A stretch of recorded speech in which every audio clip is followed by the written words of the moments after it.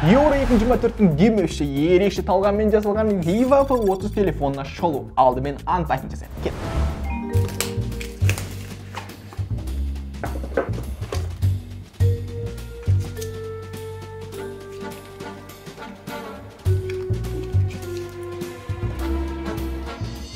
Бірінші телефонның сырт келбетіне мән берсек, иірілген 3D AMOLED экран, өлшемі 6,78 дюйм, жиілігі 120 Гц.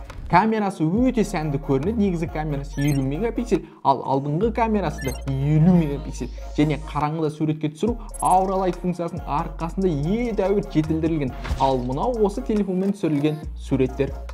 Телефонның қатпай жұмыс жасау үшін жаңадан шыққан Qualcomm Snapdragon 7 Gen 3 процессор орналасқан. Оған біздің ойын кезіндегі және қолдану барысындағы тест нәтижесі дәлел.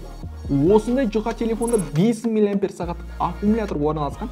80 ваттық тез қуаттылық функциясының арқасында телефонда 100%-ға 48 минуттың ішінде зарядтап тастайды. Ал енді достар, сіздерге жаңадан шыққан Vivo V30 телефон ұнады ма? Комментарийға жазып кетіңіздер және видеоны міндетті түрде жақсы телефон іздеп жүрген достарыңызға жіберуді ұмытпаңыздар. Рахмет барлықтарыңызға.